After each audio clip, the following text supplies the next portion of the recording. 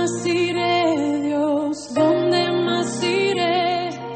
Tienes palabras de vida eterna. ¿Dónde más iré, Dios? ¿Dónde más iré? Tienes palabras de vida eterna. ¿Dónde más iré, Dios? ¿Dónde más iré? Tienes palabras de vida eterna.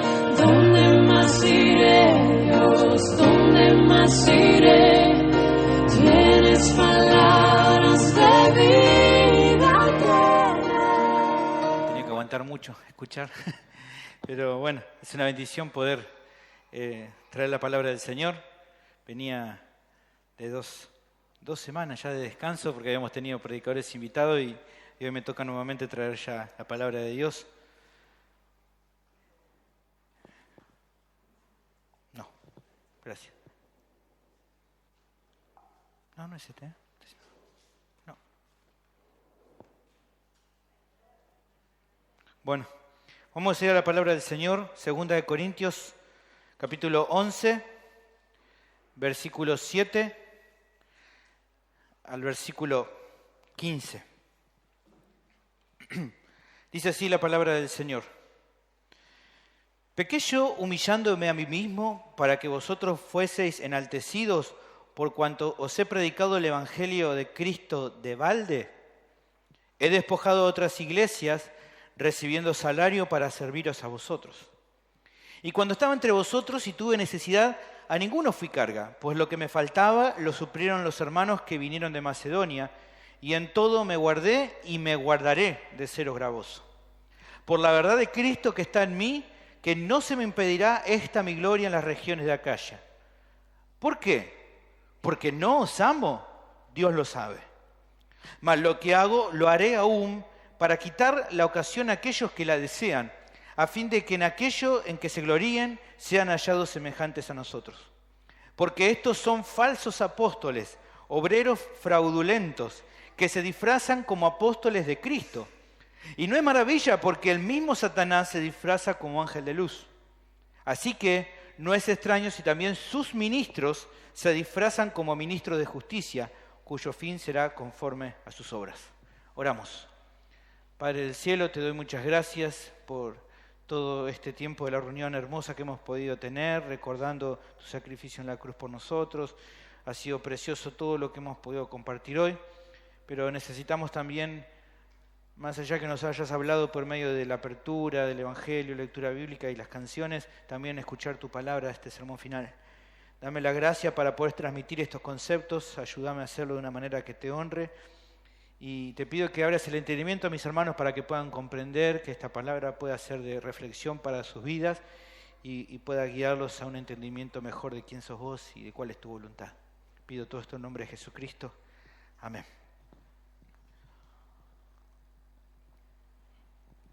Estuve pensando en el título del sermón y el nombre que le he puesto es Tengan cuidado con los lobos disfrazados. Estaba entre eso o ponerle guía práctica para detectar a lobos disfrazados de oveja. Me pareció un poco menos chocante. Y bueno, ese fue el título que le puse al sermón de hoy. Uno de los recuerdos lindos que tengo de mi infancia hace ya bastantes años era que en ocasiones, al festejar mi cumpleaños, mis papás organizaban una fiesta de disfraces. Me acuerdo, debe haber alguna foto por ahí dando vuelta, pero me acuerdo que en una de esas veces me tocó disfrazarme de indiecito. La economía en casa la economía no era bastante baja, entonces nos disfrazamos con lo que había nomás, ¿no? Y bueno, eso es lo que me había puesto. Calculo que los que tienen algunos años ya esto no se acostumbra tanto, ¿no? Pero los que tienen muchos años como yo también le habrá ido. Seguro que más de ustedes tienen una foto con ustedes disfrazados de algo. Alguna vez leí en las redes por social, ¿no? Si no tuviste una fiesta de disfraces, no tuviste infancia. Es verdad, yo estuve en una fiesta de disfraces. Ahora, ¿qué tiene que ver ese recuerdo, ¿no? Con lo que vamos a ver. Bueno, justamente, si miramos el pasaje, se habla de gente disfrazada. Pero esta gente que estaba disfrazada no era por una fiesta de cumpleaños. No era por una fiesta. Esta gente que estaba disfrazada tenía una meta, buscar, ¿qué cosa? Buscar engañar a otras personas. En este caso, los disfraces no eran trajes especiales o disfraces de superhéroes, sino actitudes engañosas. Ese era el disfraz. ¿Y quiénes eran los que se disfrazaban? Bueno, al revisar el texto, la alusión, el enfoque está en los falsos apóstoles que estaban en la iglesia en Corinto. Pero si observamos mejor el pasaje, nos damos cuenta que hay un modelo de disfraz que usaban parecido a otro ser que se menciona ahí. ¿Que quién es? Satanás. Satanás también se disfraza por lo que vemos en este pasaje. El problema serio que estaban pasando en la iglesia es que había muchos miembros que todavía no se habían dado cuenta que estos hombres los estaban engañando, haciéndose pasar por siervos fieles cuando en realidad no eran siervos fieles. A causa de eso, el apóstol sigue enfocando esta defensa y en darle a los corintios bastantes argumentos para que ellos abrieran los ojos y se dieran cuenta del error que estaban cometiendo. Está bien, él se está tomando mucho tiempo porque quiere que los hermanos piensen en estas personas, que se den cuenta de que estaban siendo engañados y que por medio de eso entonces tomaran la decisión de alejarse de estos pseudoapóstoles que estaban en ese lugar. Creo que nos encontramos, hermanos, entre uno de los pasajes más duros de la Biblia en cuanto a advertir respecto a los falsos apóstoles, a los líderes falsos en general. Por eso te animo, aunque sea muy duro este pasaje, a prestar mucha atención a lo que vemos hoy, para que justamente podamos crecer en esto de tener un entendimiento claro y a la vez también poder rogar al Señor de que guarde a la iglesia de personas así. A partir de esto vamos a definir que el tema del sermón de hoy es que la iglesia debe tener mucho cuidado con los siervos falsos, debe detectarlos y alejarse de ellos. ¿Está bien? Los creyentes tienen que tener mucho cuidado con los siervos falsos, tienen que detectarlos y alejarse de ellos. Y si hablamos de detectarlo, bueno, ¿cómo lo podemos reconocer? Bueno, ahí está más escrito, no son 5 sino 4, decidí resumir un poco, así que tache ahí, ponga 4 si quiere. El pasaje presenta 4 características muy comunes de los siervos falsos. La primera de las características la vamos a encontrar en el versículo 7. Un siervo falso es motivado a servir a la iglesia solo por codicia. El pasaje comienza con una pregunta retórica. Ustedes se acuerdan, por ahí los que están hace poco tiempo, tienen la duda. La pregunta retórica es una pregunta que tiene una respuesta muy sencilla, que lo que busca es llamar la atención de una persona. De tan obvia que la respuesta, la intención de dar una pregunta así es que la persona encuentre una reflexión en esa respuesta, que es tan obvia.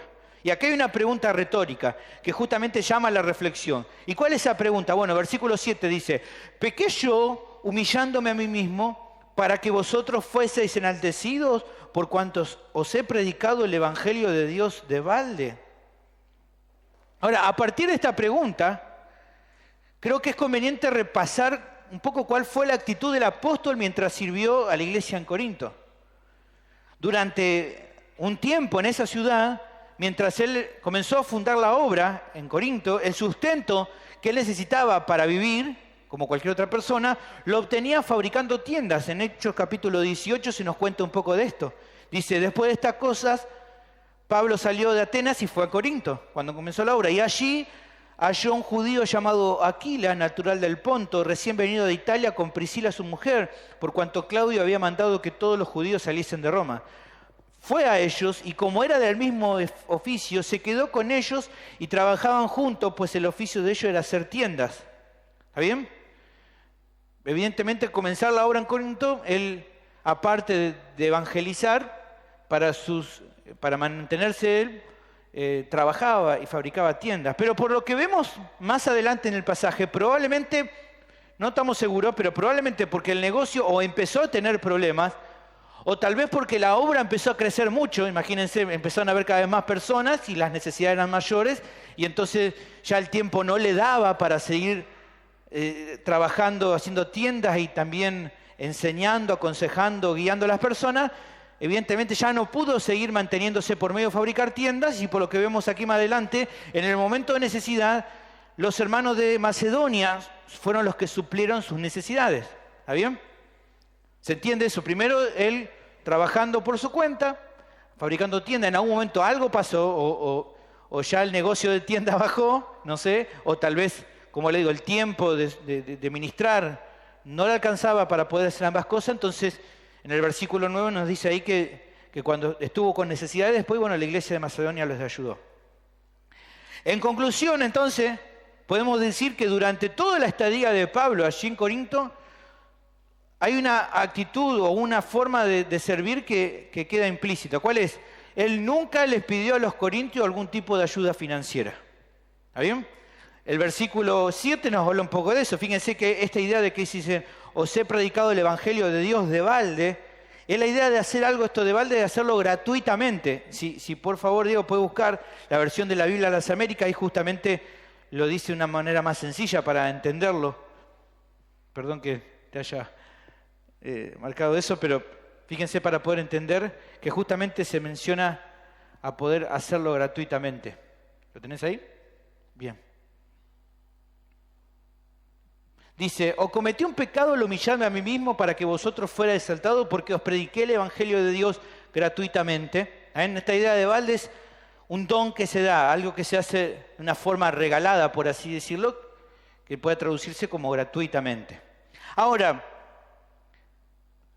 la duda que puede surgir de esto es, ¿por qué le hace esta pregunta a ellos?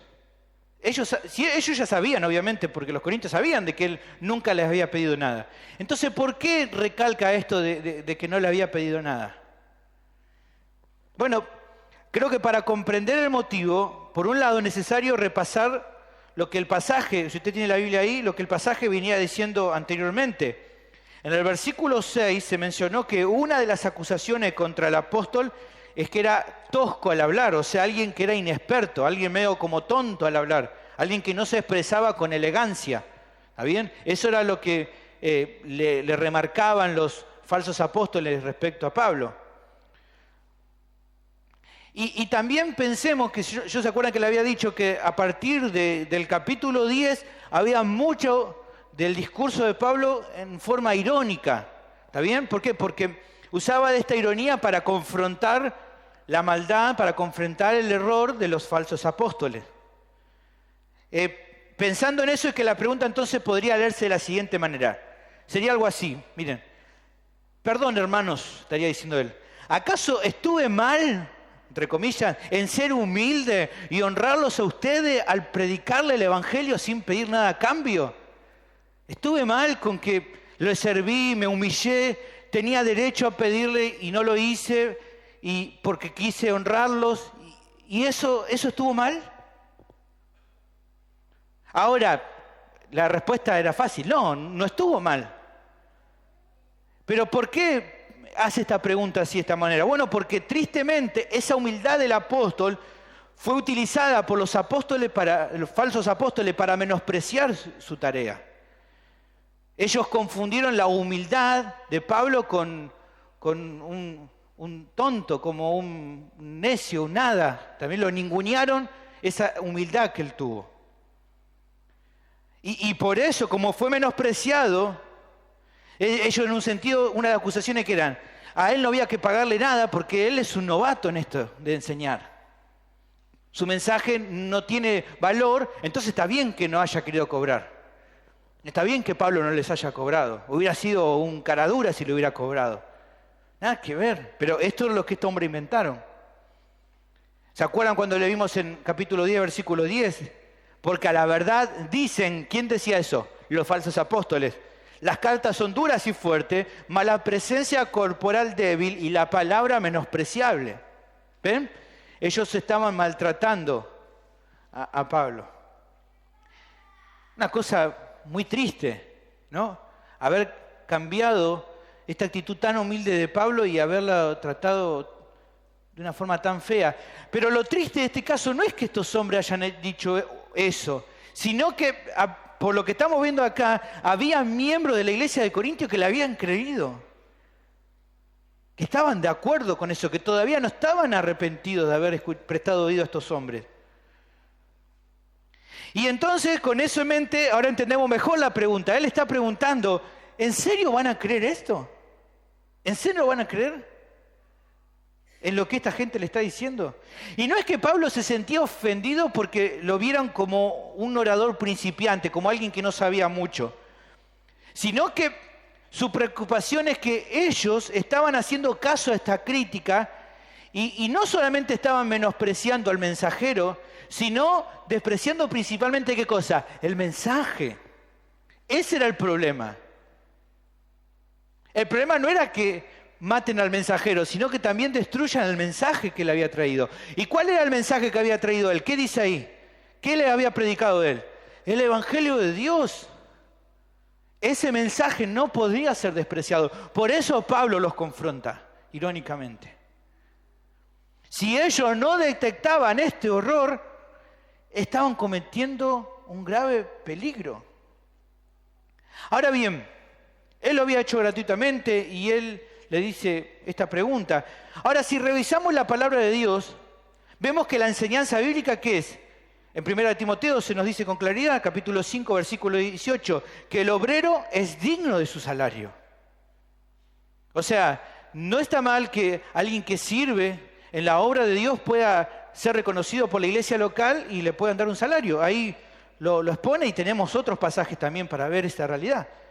Ahora, si eso estaba bien, y si era un derecho que a él le correspondía por haber enseñado la palabra en aquel lugar, cobrar un salario, ¿por qué él remarcaba el hecho de que no haberle pedido nada a cambio sea algo bueno? Si él podía haberlo pedido, ¿por qué él entonces dice que el no pedirlo era algo que era motivo de glorificar a Dios?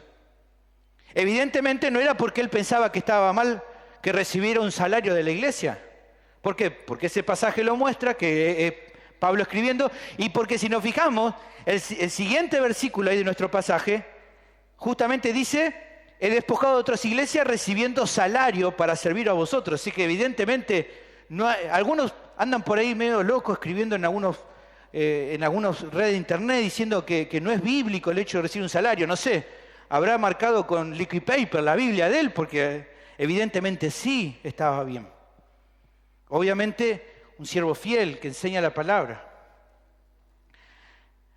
Pero lo que él está remarcando acá y por qué él dice que estuvo bueno lo que hizo, es la actitud propia de quien sirve fielmente a Dios. ¿Cuál es esa actitud propia? Bueno, un siervo genuino, y esto lo hemos visto en su momento, un siervo genuino tiene derecho a recibir un salario, pero si no lo recibe, él igual seguirá sirviendo.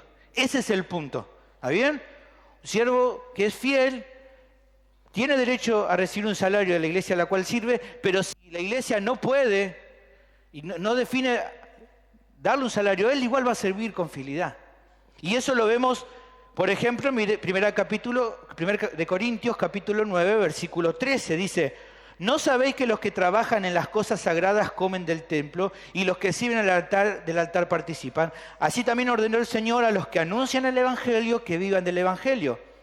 Pero fíjense lo que dice él: pero yo de nada de esto me he aprovechado, ni tampoco he escrito esto para que se haga así conmigo, porque prefiero morir antes de que nadie desvanezca. Esta es mi gloria. Finalmente, muestra la actitud, fíjense: pues si anuncio el Evangelio, no tengo por qué gloriarme, porque me es impuesta necesidad. Y ay de mí si no anunciar el Evangelio. Por lo cual, si lo hago de buena voluntad, recompensa tendré. Pero si mala voluntad, la comisión me ha sido encomendada. Y si usted quiere saber mejor sobre ese pasaje, pídale a la hermana Sania la copia de este sermón, ¿está bien? Ahora, este concepto expone la primera característica de un siervo que es falso. ¿Cuál dije entonces que es? Él solo sirve en la iglesia por codicia o buscando obtener algo a cambio. Esa es la primera característica de un siervo falso. Él sirve en la iglesia solo por codicia o solo si hay algo a cambio. Segunda de Pedro, capítulo 2, versículo 14, dice respecto a los siervos falsos, los líderes falsos, dice: tienen los ojos llenos de adulterio, no se sacian de pecar, seducen a las almas inconstantes. Y fíjense qué dice acá: tienen el corazón habituados a ¿qué cosa? A la codicia. Su corazón es codicioso y como es codicioso, sirven a partir de esa codicia. Ya sea dinero, fama, reconocimiento personal de los demás, siempre en esta clase de hombre hay un deseo egoísta que los mueve a servir buscando obtener algo beneficioso para él mismo. Esa es la actitud de un siervo falso. Atrás de la acusación de los falsos apóstoles para intentar alejar a Pablo de la iglesia de Corintios, no era porque ellos se preocuparan por los corintios, sino, por así decirlo, ellos querían acaparar el mercado. No querían compartir la torta con otro, como diríamos nosotros. Ellos querían acaparar, porque bueno, evidentemente en Corintio había una buena posición económica dentro de los estándares, no es que eran todos millonarios, pero estaban dentro de todo bien, y bueno, esta gente quería quedarse con todo eso. Ahora, este tipo de actitud, hermanos, es muy común también hoy entre los siervos falsos, los líderes falsos. Ellos, motivados por la codicia, intentan imponer una actitud sectaria en la iglesia en la cual sirven. Generalmente este tipo de hombre busca armar de su iglesia una secta, cerrar las puertas de la iglesia. ¿Para qué? Para que ellos acaparen toda la atención. Por medio de estrategias engañosas, similares a la que vemos aquí en nuestro pasaje, hacen ver a la gente que ellos son los únicos dignos de confiar, que son la única persona en cual los miembros de la iglesia pueden confiar. Y si para lograr eso ellos tienen que echarle tierra a otros siervos, lo van a hacer con tal de lograr su meta. Es necesario que cada creyente pueda prestar atención a evaluar esta clase de líderes para alejarse de ellos. Y no solo prestar atención para alejarse de ellos, también es bueno que si conoces a otros hermanos que vos veas que son creyentes genuinos y ves que en sus iglesias hay líderes de esta forma, animarlos que se vayan. Uno dice, eso es ético, no importa si hay siervos falsos en la iglesia de un hermano que es amigo tuyo, decirle, ¿qué haces ahí? Salí de ahí.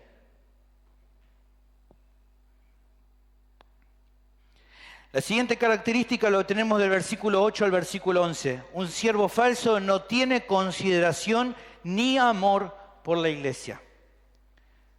El pasaje prosigue con la explicación del apóstol sobre quiénes lo ayudaron cuando él estuvo en necesidad. Dice, he despojado a otras iglesias recibiendo salario para serviros a vosotros. Y cuando estaba entre vosotros y tuve necesidad, a ninguno fui carga, pues lo que me faltaba lo suplieron los hermanos que vinieron de Macedonia.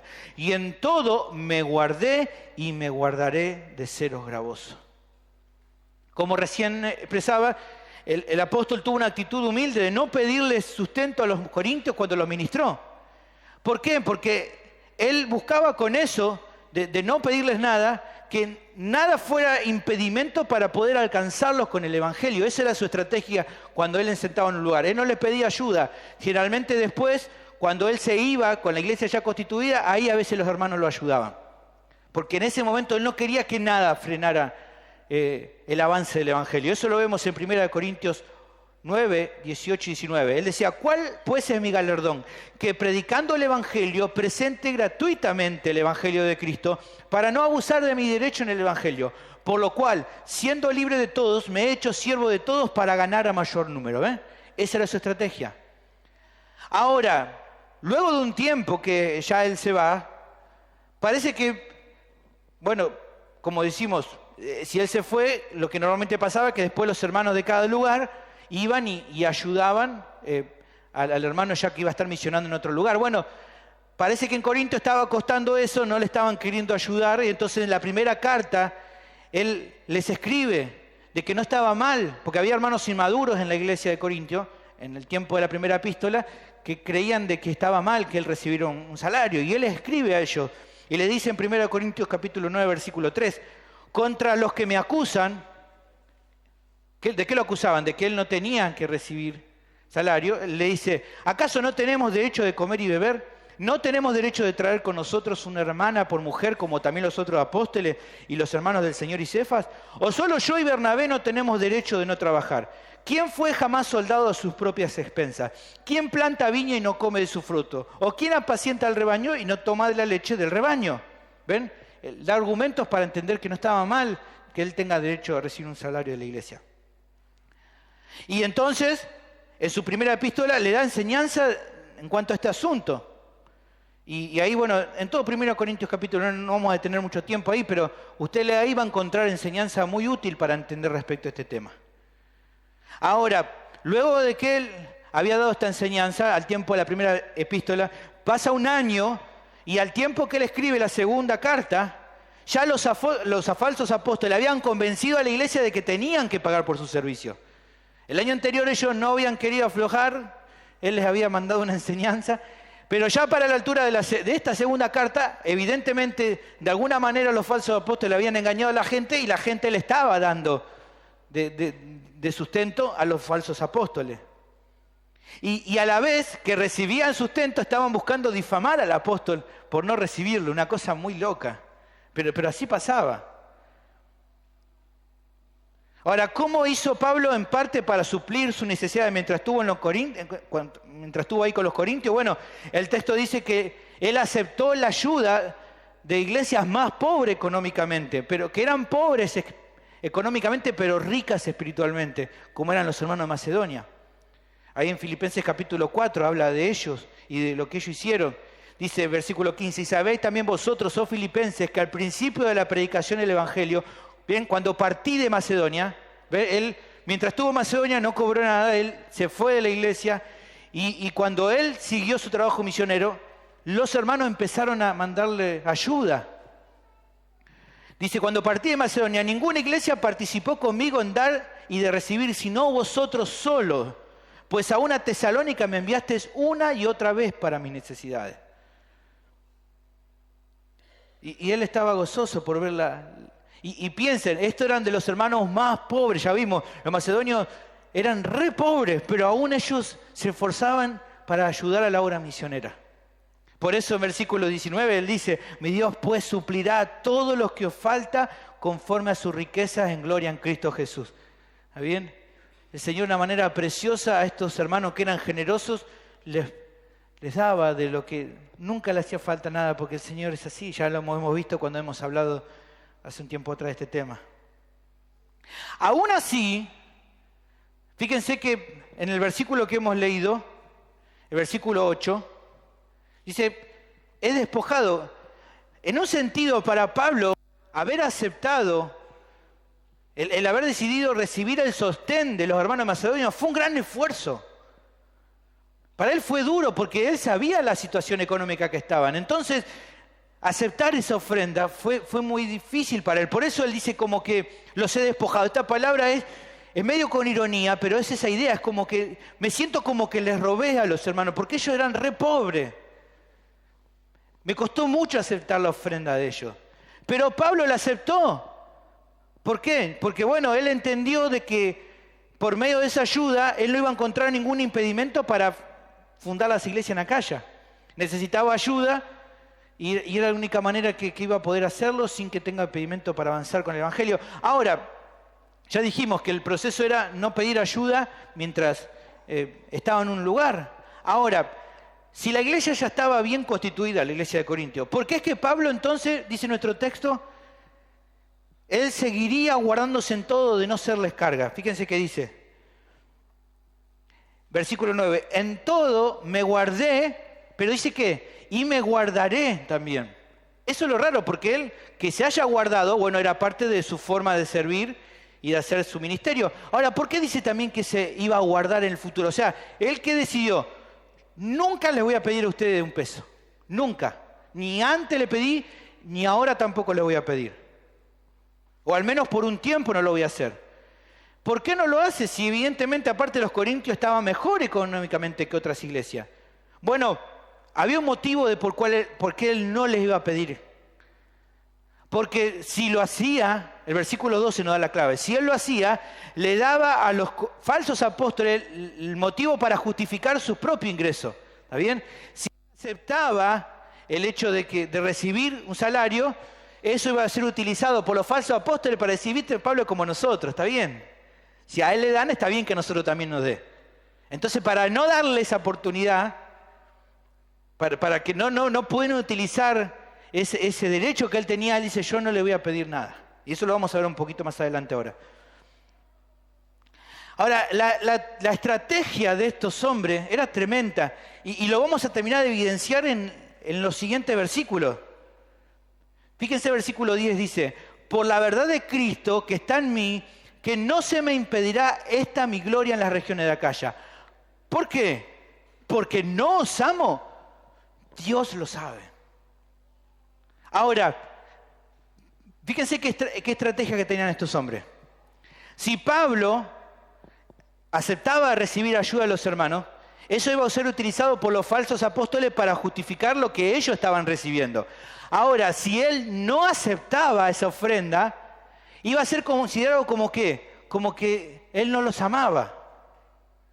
¿Ven? Dice, ¿por qué? Porque no los amo. Evidentemente ya estaban murmurando, diciendo, no, Pablo no acepta nada de ustedes porque él no los ama. Nosotros sí los amamos y por eso aceptamos esto. Pero él no los ama. Entonces lo metían entre la espada y la pared a Pablo, porque si aceptaba, ellos iban a aprovechar de eso para justificar lo que ellos le estaban robando a los hermanos. Pero si no lo hacía, ellos lo iban a acusar de falso, de que no tenía un amor por ellos. Tremendo, como diría nuestro profe. Tremendo. Lo habían cerrado los caminos. Bueno, ¿cuál es la respuesta de él? ¿Cuál es la respuesta? Pablo tiene una respuesta. Bueno, versículo anterior, versículo 10, le da la respuesta. Él dice, por la verdad de Cristo que está en mí, que no se me impedirá esta mi gloria en las regiones de Acaya. ¿Cuál es la respuesta que él le da? Yo no voy a cobrarles nada. Yo no les voy a pedir nada a ustedes. Bueno, entonces, ¿eso quiere decir de que no lo amabas? No. Él no le dice solamente que no va a recibir nada. De nadie me va a impedir esta gloria. Yo no le voy a cobrar nada. Pero él le hace otra pregunta luego de decirle esto. ¿Cuál era la pregunta que le dice? Bueno, lo resumió así, dice, decidí que no voy a pedirles nada a cambio de mi servicio. Ahora, la pregunta que le hace es, ¿pero ustedes en serio piensan que lo hago porque no los amo? Y la respuesta la da él mismo. Dios sabe lo que hay en mi corazón por ustedes. Él dice, no lo voy a recibir. Pero no piense que no lo recibo porque no los amo. O mejor dicho, ¿cómo ustedes van a pensar que no los amo? El apóstol llama a Dios como testigo para remarcar el hecho de que él amaba de verdad a estos creyentes que eran tan difíciles de amar. En capítulo 2, versículo 4 de esta carta, él lo ha dicho, le hizo, porque por la mucha tribulación y angustia del corazón os escribí con muchas lágrimas cuando él los confrontó, no para que fuesen contristados, sino para que supiese cuán grande es el amor que les tengo. Tan grande que aunque ellos dudaran de su amor, él los seguía amando. Tan grande para que ellos que estaban prestando atención a lo que otros hombres le estaban diciendo de él aún así lo seguía amando. Él lo seguía amando. A pesar de que desconfiaran de él, a pesar de que habían dado lugar a la murmuración, él seguía amando a esta gente. ¿Por qué podía amarlo? Bueno, porque el amor genuino no ama de acuerdo a si el otro es digno de tu amor, sino que ese amor, el amor genuino, está motivado por la gracia. El amor verdadero, hermanos, se basa en un acto de sacrificio, tolerando la imperfección del otro y supliendo las necesidades. ¿Por qué? Porque el amor no busca lo suyo, porque el amor todo lo sufre y todo lo soporta. Porque el amor genuino hace eso. Ahora, en todo esto que vemos en estos versículos, vemos la segunda característica que es muy común en los siervos falsos. Ellos no tienen consideración por nadie y ellos no aman a nadie, se aman solamente a sí mismos. Ellos no tienen amor genuino por los demás. A los falsos apóstoles no le importaba. Pablo le importaba y en la primera carta nos muestra que le importa que hay hermanos que todavía no entienden y por eso con amor les explica respecto a los derechos. Pero a estos hermanos no le importaba que había hermanos débiles, que no entendían el tema del salario para los pastores. Ellos no le importaba que los hermanos eran medio carnales y todavía estaban medio divididos. No le importaba eso. Ellos no se preocupaban por la santidad de ellos, no le importaban las personas. Un siervo falso nunca se va a desvelar a causa del sufrimiento de quienes sirven. ¿Se acuerdan que Pablo dijo en muchos desvelos? Él no había podido dormir sabiendo que los hermanos estaban mal. Un siervo falso ronca de lo lindo, no le importa nada, no le importa a la gente. ¿Por qué son tan desconsiderados? ¿Por qué no les importa el sufrimiento de los demás? Porque no los aman. No los aman.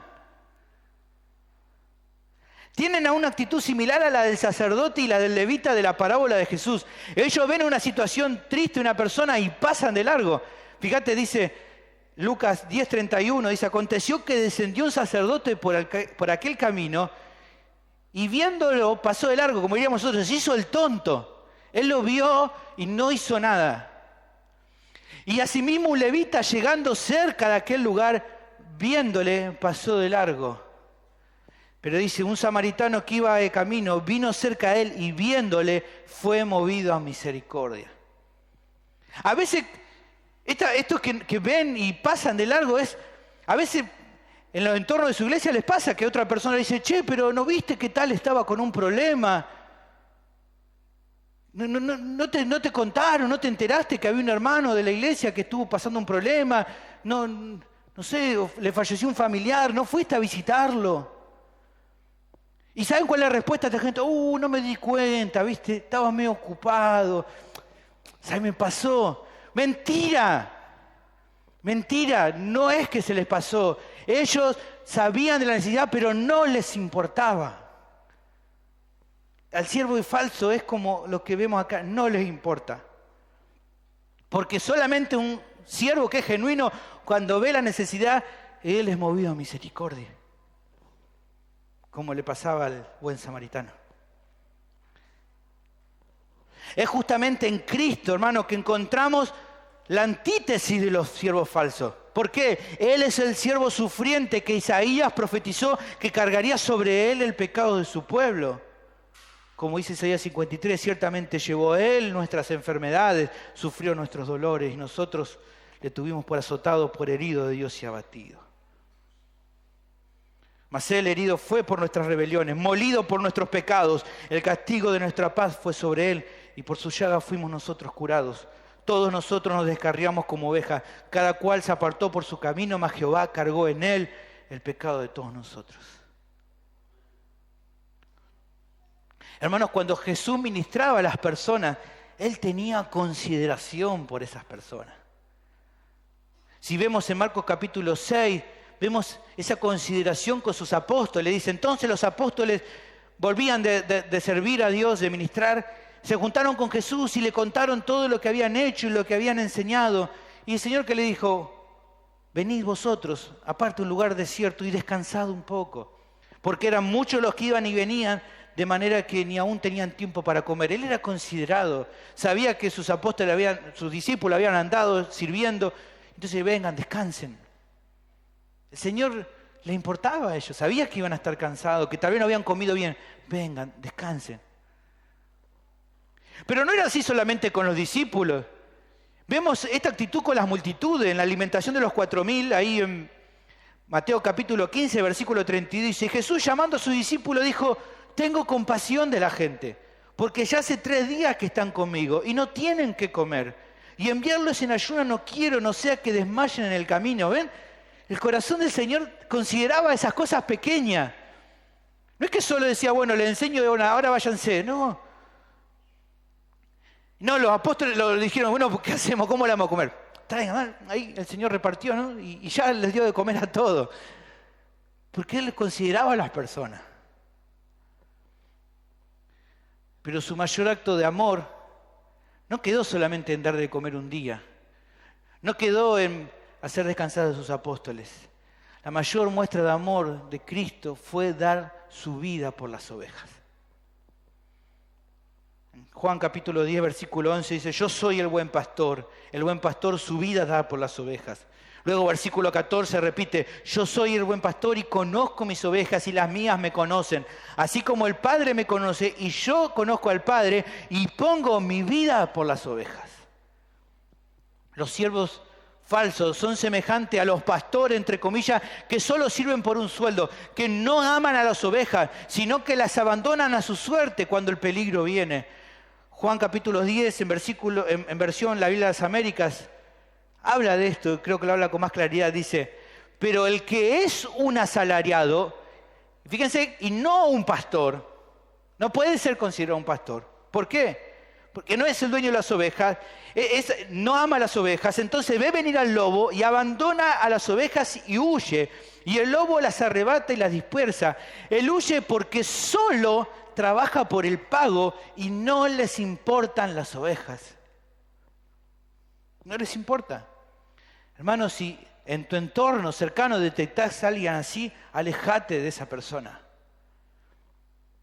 No le entregues nada a cuidar porque se va a borrar. La siguiente característica es que un siervo falso no se mantiene con convicciones firmes en la iglesia. Versículo 12. El pasaje prosigue contando la estrategia que yo les mencionaba recién. Mas lo que hago, lo haré aún para quitar la ocasión a aquellos que la desean, a fin de que en aquello en que se glorían sean hallados semejantes a nosotros. Como recién te decía, esta gente quería engañar a los corintios. Ellos seguían, como diríamos nosotros, querían seguir viviendo de arriba. Y la versión de las Biblias de América traduce más clara este engaño. Por ahí Reina Valera le cuesta un poco, pero la Biblia de América dice así: pero lo que hago, continuaré haciéndolo, a fin de privar de oportunidad a aquellos que desean una oportunidad de ser considerados iguales a nosotros en aquello en que se glorían. ¿Ves? Esa es la idea. Ellos están queriendo ser como Pablo y entonces están queriendo engañar a la gente. Pero hay algo muy interesante en lo que dice este versículo y lo que vimos un poquito atrás. Fíjate que en el versículo anterior dice, y lo que hago lo haré aún. Y más atrás decía, en todo me guardé y me guardaré. ¿Ven? Él se iba a mantener de esta manera. El apóstol había actuado de una manera y él iba a persistir en eso, no porque era un testarudo, sino por amor a los corintios. Es más, hermanos, él estaba dispuesto a seguir con esta actitud, aunque quizás eso resultaría en que algunos hermanos no lo iban a amar más. Él se iba a mantener firme a sus convicciones. Cuando él en 2 Corintios capítulo 12, versículo 14, dice con claridad esto, dice, he aquí por tercera vez estoy preparado para ir a vosotros. No voy a ser gravoso, porque no busco lo vuestro. ¿Ven? Los falsos apóstoles sí buscaban, eran codiciosos, no querían a las ovejas, querían la lana de las ovejas, pero no querían a las ovejas. Él dice, no, pues no deben atesorar los hijos para los padres, sino los padres para los hijos. Y yo con el mayor placer gastaré lo mío, y aún yo mismo me gastaré del todo por amor de vuestras almas, aunque amándoos más sea amado menos. Está diciendo, yo sé que si me mantengo en esto, tal vez algunos me van a amar menos. No me importa. No me importa. Sus convicciones iban más allá de que sean bien aceptadas por los demás o no. Y esto justamente contrasta con una de las características también comunes de un siervo falso. ¿Cuál es esa característica? Que un siervo falso no tiene convicciones firmes. En un sentido, el líder falso es como el camaleón, ¿se acuerdan de la canción? El que cambia de colores según la ocasión. Bueno, ellos se cambian, no tienen problema. Como diríamos en nuestro tiempo, ellos panquequean todo el tiempo. Son como un panqueque, todo el tiempo se dan vuelta. Es como que todo el tiempo se reinventan, ¿no? Lo que antes le parecía malo, ahora más adelante le parecen tal vez no tan malo. Y si hace falta, se vuelve re bueno. ¿Por qué? ¿Por qué hace eso? Bueno, porque lo que le importa es que la gente lo siga apoyando.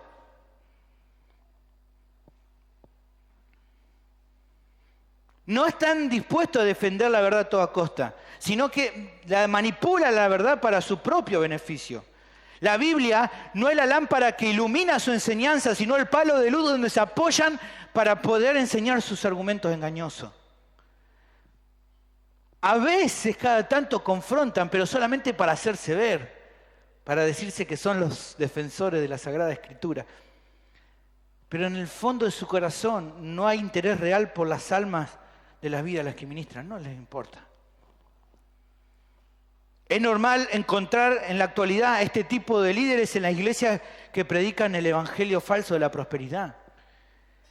La premisa de estos hombres en este tipo de iglesia no es busquemos la verdad para que la gente pueda conocer a Dios, sino su premisa es hagamos y digamos cosas para que la gente se sienta bien y tenga ganas de seguir viniendo. Y si para que la gente que va, los asistentes, se sientan cómodos, estos líderes tienen que modificar sus convicciones, lo hacen sin problema. Ellos hacen todo para que la gente esté contento. Si se tienen que disfrazar del Chapulín Colorado, como hace tiempo lo vi, lo hacen, no tienen problema. Si tienen que entrar con un caballo, también lo vi, por una plataforma y subirse, lo van a hacer. Porque están dispuestos a todo con tal que la gente no se vaya. Pero ¿saben cuál es el asunto? Que este tipo de personas también se encuentra dentro de los círculos de la supuesta sana doctrina. Con gente que cambia sus convicciones de acuerdo a la cara del cliente. Que por ahí son poco permisivos con algunos de sus miembros y le caen con todo el peso de la ley. Y tal vez con la gente que ellos quieren no son iguales. ¿Por qué? Porque en definitiva sus convicciones no son importantes, sino el hecho de seguir siendo reconocido. Eso es lo que le termina de importar. Nuevamente encontramos en Cristo la actitud totalmente contraria a esta clase de ideas. Él mostró un hermoso balance, un balance perfecto entre amor y convicciones firmes. Él era capaz de hacer milagros para suplir la necesidad de la gente. A pesar de que todos se ofendieran y lo abandonaran. Muchos de sus discípulos, dice en Juan 6:60, dijeron, dura esta palabra, ¿quién la puede oír? Sabiendo Jesús en sí mismo que sus discípulos murmuraban de esto, le dijo, ¿esto os ofende? Y le daba una explicación. Y más versículo 66 dice, desde entonces muchos de sus discípulos volvieron atrás y ya no andaban con él. Jesús, se nos vació la iglesia. ¿Qué hacemos ahora? ¿No? Los dos habrán ido, mirá, Señor, fuiste re duro, la gente se fue de todo. No vamos a tener que cambiar la estrategia. No, ¿qué dijo? ¿Qué dijo el Señor? Dijo entonces Jesús a los 12, ¿queréis acaso oíros también ustedes? Y entonces Pedro le dice, Señor, ¿a quién iremos? Tú tienes palabras de vida eterna. Un siervo falso no se enfoca en presentar la verdad, aunque sea dura.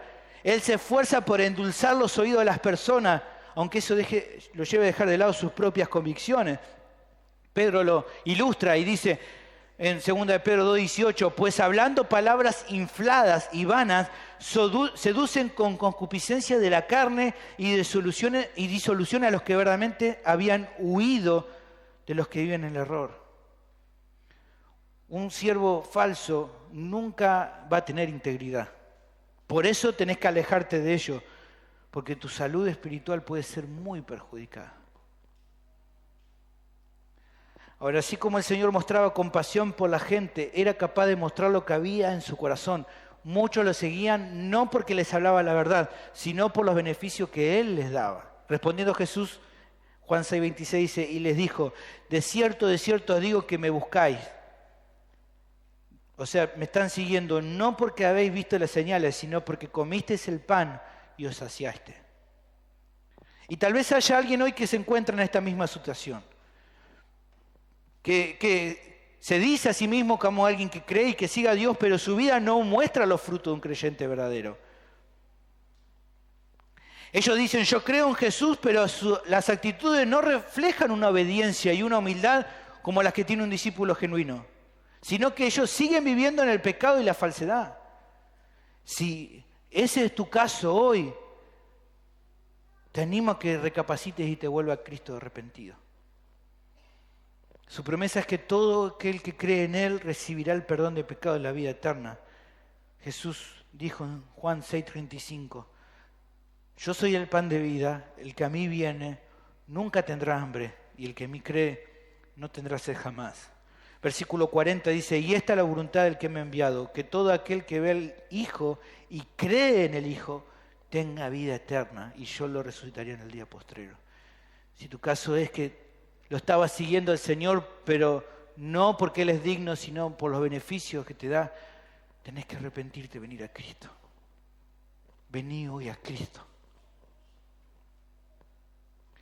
La última de las características es que un siervo falso es un hipócrita que Satanás usa para intentar hacer tropezar a la iglesia. Creo que el pasaje llega aquí finalmente a las palabras más duras. Hasta ahora, como decimos nosotros, así como de costado le ha pegado, ¿no? Pero acá ahora le da una piña de frente. Y dice así, da una descripción de los siervos falsos. Dice, porque estos son falsos apóstoles, obreros fraudulentos, que se disfrazan como apóstoles de Cristo. Y no es maravilla porque el mismo Satanás se disfraza como ángel de luz. Así que no es extraño si también sus ministros se disfrazan como ministros de justicia, cuyo fin será conforme a sus obras. Lo primero que se dice es que estos hombres eran falsos apóstoles. También podríamos decirle pseudoapóstoles, o sea, son una imitación trucha de los apóstoles del Señor. No son verdaderos, son falsos. No pueden considerarse apóstoles, son pseudoapóstoles. ¿Qué se dice también de ellos? Son obreros fraudulentos. La idea aquí de obrero fraudulento es muy interesante. Es la idea de obreros que trabajan para engañar. O sea, obreros que hacen del engaño su forma de vivir, su forma de trabajar, su forma de mantenerse. Esto es la idea. Su labor no pasa por edificar, pasa por engañar. No buscan enseñar, sino confundir. Te lo van a decir con montones de palabras, pero vos decís, ¿qué estás queriendo decir? No lo entendés. ¿Sabes por qué no lo entendés? Porque su trabajo es que no lo entienda, que te parezca muy lindo lo que dice, aunque no se entienda nada. Esa es su tarea. Son líderes que buscan mimetizarse dentro del rebaño, pero que no son ovejas, son lobos rapaces. ¿Y cómo se logran infiltrar? Bueno, el pasaje nos dice que lo logran. ¿Cómo? Se disfrazan como apóstoles de Cristo. ¿Por qué? Porque el cristianismo no es su vida, es su fuente de ganancia. ¿Me entienden? No es que están muy alejados del Evangelio, sino que ven al Evangelio como una forma de poder conseguir un lucro personal. La expansión del Evangelio no es su meta, es un medio para lograr obtener algo. El siervo falso no ve a su iglesia como miembro de su iglesia, como hermano suyo, lo ve como pichones a los cuales le puede sacar plata. Él no les importa otra cosa. Pero lo más triste es que son personas que engañan, pero a la vez ellos mismos son engañados, creyendo que lo que pueden hacer puede ser muy bueno, pero a causa de su orgullo no se dan cuenta que en realidad son instrumentos en las manos de Satanás. Respecto a esta clase de hombres, 2 Timoteo 3:13 es claro, dice, mas los malos hombres y los engañadores irán de mal en peor, engañando y siendo engañados. Son víctimas también del engaño, pero responsables a fin de cuentas por sus obras. Dios los juzga utilizando espíritus engañosos que los llevan a no tener ningún remordimiento por lo que hacen. Vos decís, ¿cómo puede seguir ese hombre así? ¿Qué jaradura, qué? ¿No le da vergüenza? No le da vergüenza. ¿Por qué? Porque el Señor los ha dejado en su propio engaño y ellos son engañados y siguen con naturalidad, como si nada pasara. No tienen remordimiento. Segunda de Tesalonicenses, capítulo 2, versículo 11, dice, por esto Dios les envía un poder engañoso para que crean la mentira, a fin de que sean condenados todos los que no creyeron en la verdad, sino que se complacieron en la injusticia. Por lo tanto, la cuarta característica muy común en los siervos falsos es que son personas hipócritas que Satanás usa para intentar ser el tropiezo para la iglesia. Y la respuesta del apóstol ante esta situación no es de sorpresa. Él explica el motivo de por qué son así. Y él dice algo así: no es de extrañar que pase esto, porque el mismo Satanás se disfraza también como ángel de luz. Y esto es llamativo, ¿no? Satanás disfrazándose como ángel de luz. Bueno, me pareció importante para entender eso.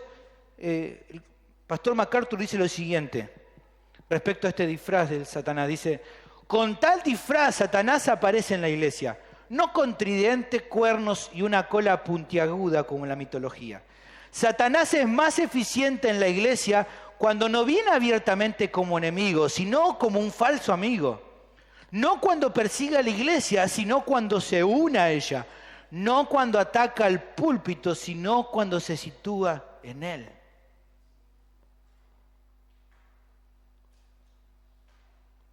Algunos se acuerdan, los más antiguos seguro, ¿se acuerdan de Chasman y Chirolita? ¿Se acuerdan? Los más jóvenes no tienen ni idea, pero era un hombre que era ventríloco, ¿no? Y tenía un muñequito que manejaba. ¿Se acuerdan? Chirolita, que tenían cortecitos así, tipo casquito. ¿Cómo se vestían los dos iguales, los dos de traje? ¿Se acuerdan? Bueno, así son los siervos falsos en las manos de Satanás. Son igualitos, son un calco de ellos. Hablan como él, piensan como él, actúan como él, porque son sus instrumentos, manejados como un títere. Se visten igualito. Por lo tanto, no sorprende este disfraz. Y los evangélicos hoy en general es tremendo, porque hoy en muchas iglesias pareciera que el problema es: cuidémonos de los demonios, ¿no? Guarda acá, guarda allá, ¿no? O me contaban estos días, algunos que van con custodia, ponen a hermanos de custodia para que le cuiden la espalda para que un demonio no le clave, no sé qué sé yo, pero se preocupan por ese tipo de enemigos y no se inmutan por los medios más eficaces del diablo para engañar o para destruir la iglesia. ¿Cuál es el medio? ¿Los demonios? No. Los falsos apóstoles, estos profetas y pastores falsos que les predican desde una plataforma enseñando cualquier tipo de herejía.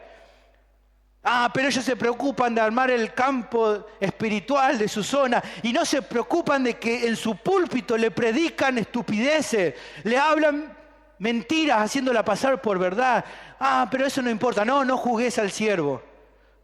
¿Cómo puede ser?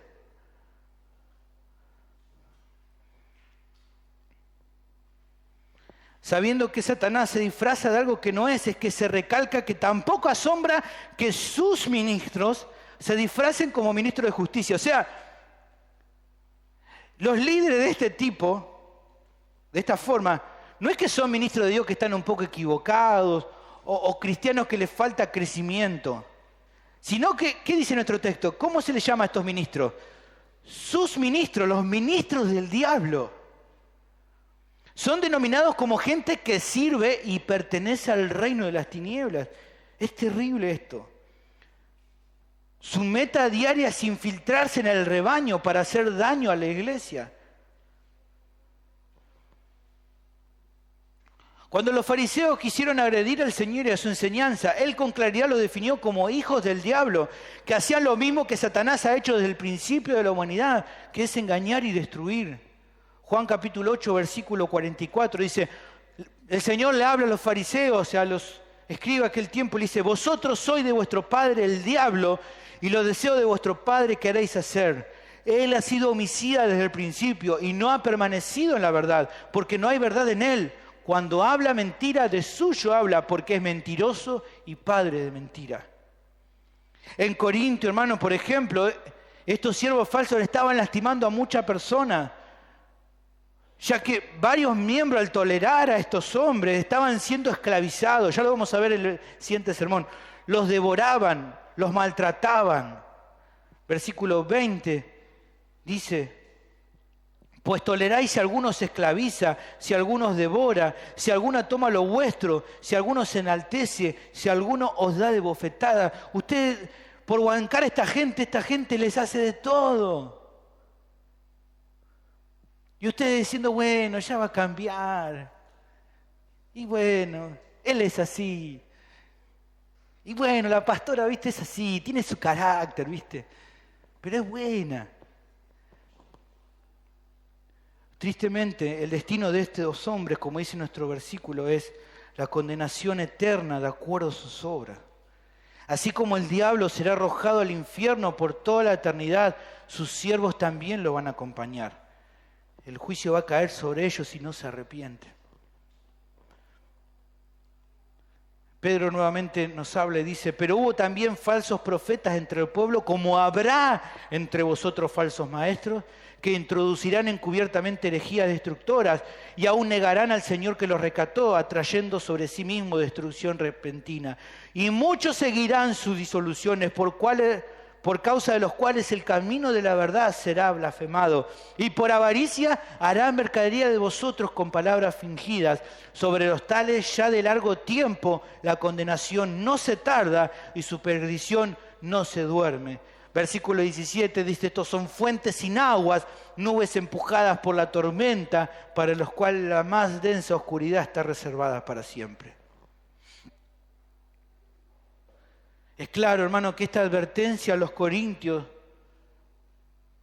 se le estaba alertando de que no siguieran el camino de estos líderes porque el peligro espiritual estaba muy presente, muy presente.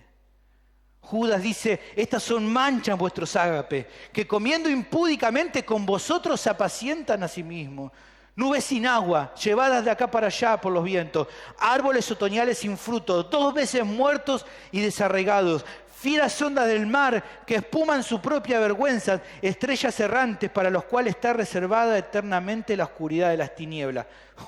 Tremendo. Yo lo leo y digo, Señor, que nos guarde y que tenga misericordia de esta gente.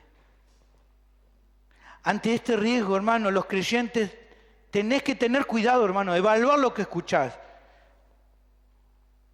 El mismo peligro que corrían los corintios y la iglesia del primer siglo es el que hoy podemos llegar a afrontar si nos confiamos.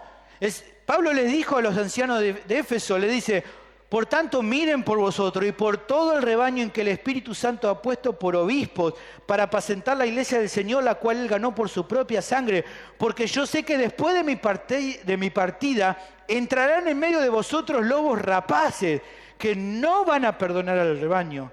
Y de vosotros mismos se levantarán hombres que hablen cosas perversas para arrastrarte así a los discípulos. Hermano, prácticamente todos los escritores del Nuevo Testamento y hasta el mismo Señor habla y advierte acerca de estos hombres. Entonces, tal vez decís, bueno, no, pero a mí no me pasa, hermano. ¿Podés llegar a ver el peligro que corres? O sea, si todos los escritores del Nuevo Testamento están diciendo, ojo, ojo, ojo, vos no podés decir, no, a mí no me va a pasar. Tenés que tener ojo vos también. Por otra parte, es conveniente ver que no solo es importante meditar acerca de lo que enseña, sino también de la vida de esa persona. Hay siervos falsos que usan el evangelio de la prosperidad para engañar y lucrar. Pero también hay otros líderes hipócritas que usan a la sana doctrina para su propio provecho. Es el mismo tipo de veneno en otro frasco, pero es lo mismo. Hermanos, debemos con reverencia piadosa y bíblica examinar los frutos de esos hombres y llegado el caso alejarnos de ellos. Y hay algo más que tenemos que pensar, como dice el pastor MacArthur, los creyentes deben evitar la tentación de hacer de la tolerancia una virtud. Lo que la Biblia llama malo, nosotros no podemos llamarlo bueno por más que duela admitirlo. Si con claridad estamos viendo de que alguien en nuestro entorno es un siervo falso, es falso. Aunque nos duela admitirlo. Por lo tanto, es la responsabilidad de cada cristiano el colaborar en el cuidado de la iglesia de Cristo, la cual es llamada columna y baluarte de la verdad. Oremos. Padre, te damos gracias.